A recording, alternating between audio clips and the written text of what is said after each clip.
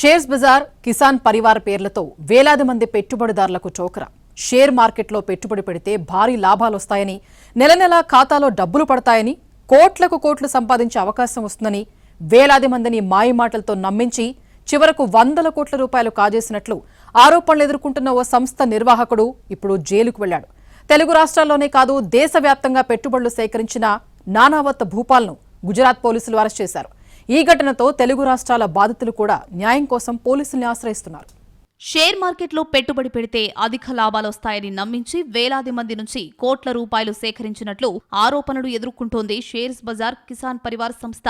తెలుగు రాష్ట్రాలతో పాటు దేశవ్యాప్తంగా పెట్టుబడిదారులను ఆకర్షించి భారీగా నిధులు సేకరించినట్లు బాధితులు చెప్తున్నారు.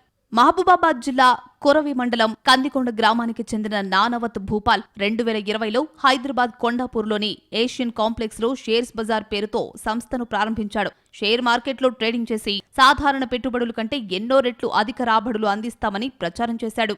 ముందుగా కార్యాలయానికి రావాలని, తమ కార్యకలాపాలు చూసి నమ్మాలని పెట్టుబడిదారులకు సూచించేవాడు. అంతేకాదు, జూమ్ మీటింగ్లలో లాభాల వివరాలు, ట్రేడింగ్ రిపోర్ట్లు చూపిస్తూ సంస్థపై నమ్మకం పెంచాడు. సెబీ రిజిస్ట్రేషన్ ఉందంటూ పెట్టుబడిదారులకు చూపించడంతో చాలా మంది అతన్ని నమ్మారు. ₹1,00,000 పెట్టుబడికి నెలకు 4% రాబడిస్తామని హామీ ఇచ్చాడు భూపాల్. మొదట కొంతకాలం చెప్పినట్లుగానే రిటర్న్స్ కూడా ఇవ్వడంతో మరికొంతమంది కూడా పెట్టుబడి పెట్టారు.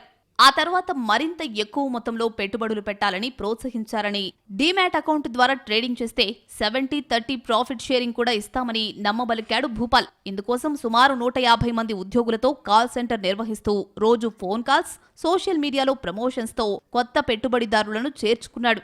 మొదట లక్షల్లో పెట్టుబడులు పెట్టిన వారు తర్వాత కోట్ల రూపాయల వరకు పెట్టుబడులు పెట్టారు. కొందరు పొలాలమ్మితే మరికొందరు భూములు విక్రయించారు.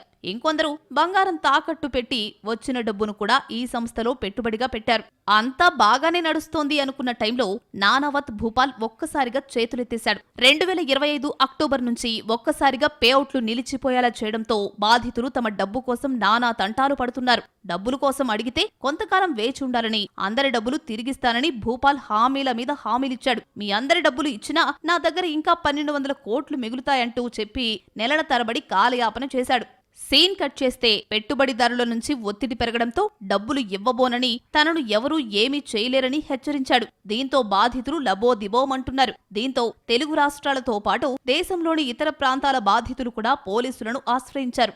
తాజాగా గుజరాత్కు చెందిన బాధితులు పోలీసులకు ఫిర్యాదు చేయడంతో కేసు నమోదు చేసిన గుజరాత్ పోలీసులు దర్యాప్తు చేపట్టారు. అనంతరం భూపాల్పై లుకౌట్ నోటీసు జారీ చేసి అతన్ని అరెస్ట్ చేశారు. ప్రస్తుతం భూపాల్ గుజరాత్ జైల్లో ఉన్నాడని తెలుస్తోంది. విషయం తెలిసిన తర్వాత తెలుగు రాష్ట్రాల బాధితులు కూడా ముందుకొచ్చారు. సైబరాబాద్ కమిషనరేట్ పరిధిలోని ఎకనామిక్ అఫెన్సెస్ వింగ్ కార్యాలయంలో ఫిర్యాదులు చేశారు. పూర్తి స్థాయిలో దర్యాప్తు చేసి తమ డబ్బులు తిరిగిప్పించాలని పోలీసులను వేడుకుంటున్నారు. సో ఫస్ట్ ఏంటి అని కనుక్కుందామని వాళ్ళ ఆఫీస్కి వెళ్ళాము. వాళ్ళకి అప్పటికి only SEBI registered only research వరకే పర్మిషన్ ఉండింది, ఇన్వెస్ట్మెంట్ తీసుకునే పర్మిషన్ లేదు.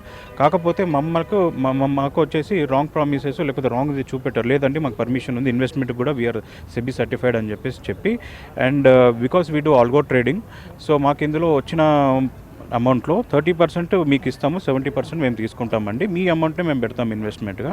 సో అలా అని చెప్పేసి మీరు పెట్టిన డబ్బుకి 3-4% ఎవ్రీ మంత్ రిటర్న్ ఇస్తాము అని చెప్పారు. సో మేము 2024లో ఇన్వెస్ట్ చేయడం జరిగింది మా వంతు.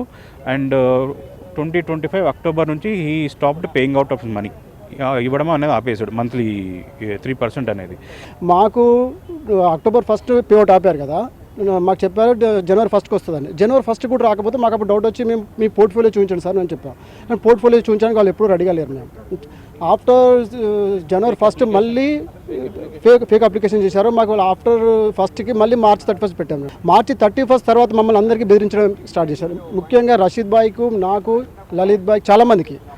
అయితే మేము లాస్ట్ 1 మంత్ చాలా ఎక్కువ ప్రెజర్ చేశాం మేము మా అమౌంట్ గురించి. అయితే ఆయన ఏం చేశారంటే, మీ ఎక్కడైనా చెప్పుకోండి, మీ ఇష్టం చెప్పుకోండి, మీరు నన్ను ఏం చేయలేరు అన్నట్టుగా మమ్మల్ని బెదిరించడం పెట్టాను.